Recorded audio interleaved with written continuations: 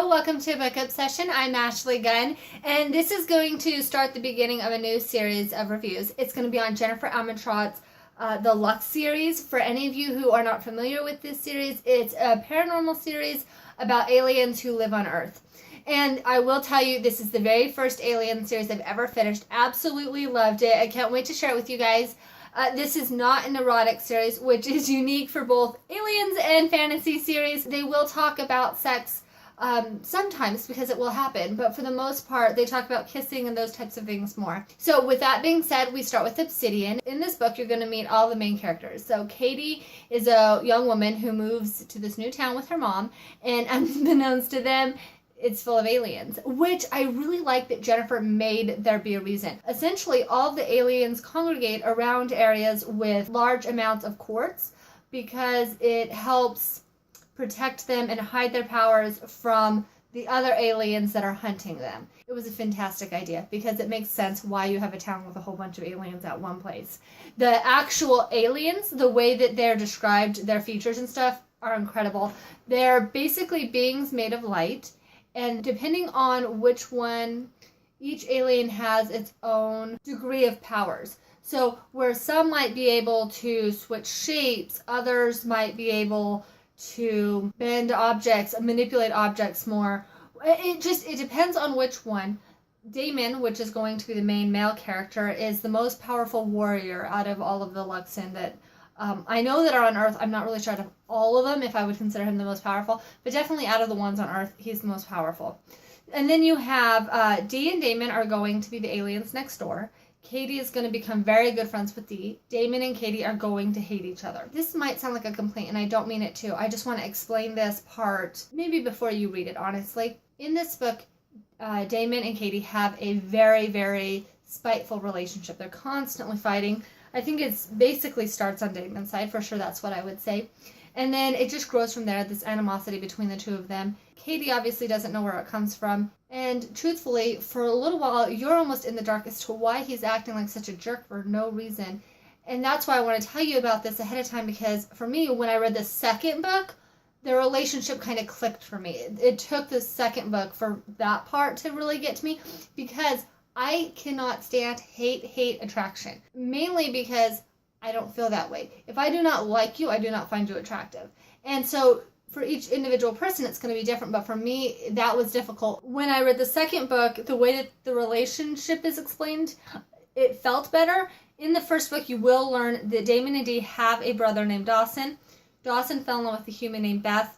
The two of them ran away and basically were never heard from again. Damon and Dee were told by the Department of Defense eventually that Dawson was dead. So I understand why Damon feels the anger he does towards human, and he definitely feels like he has to protect Dee, basically put up walls between the aliens and the humans to keep everybody safe. Because when they start to become friendly, then that's when people go missing and they die. Also because the DOD, the Department of Defense, does know that aliens exist, they're on the planet, they interact, and they're completely fine.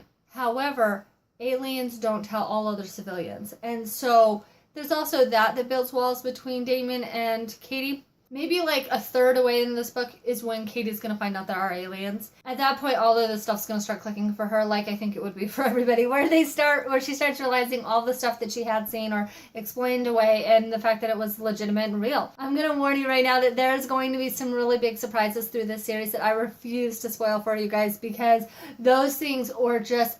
Jennifer does an amazing job. If you like fantasy series, but more specifically, if you like really detailed fight scenes, you're going to really love this series, because every single one of these is going to have a unique battle. The battle in this book is going to change everything from this book on, and it's going to set the stage for everything from this book on. It's really incredible. I have the feeling that Jennifer's going to add on to it. Now, she has other series out there. I have not read those. I have just read this one, but I get the impression there's these bad aliens, the Arum. She made up the word, so if I'm pronouncing it wrong, then that's kind of on her. But Arum, that it seems like in this series, once I got to the end, that they may have their own series. It would make sense that she could write a series for them too. It was really incredible. And you will read the beginning of these books and you will not be able to determine the ends. Jennifer kills people off like they're flies. It is incredible. The only thing I could relate that to is the following, that television show. Whenever I'm watching that, I really, there's no way they're going to kill that person off, and then boom, they're dead.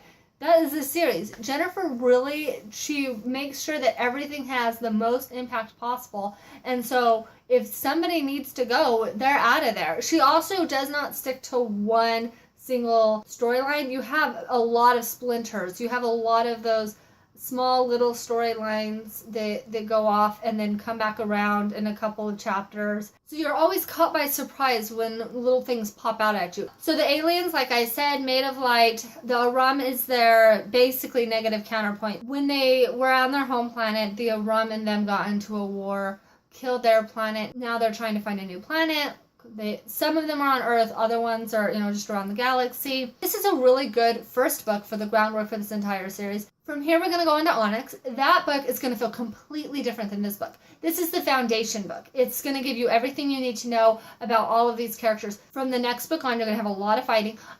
There are so many twists and turns in this book. At times, I could not even tell which way was up. I didn't know who the bad guys were, who the good guys were. It's an incredible series. I hope you guys will read it. I hope you enjoyed as much as I do.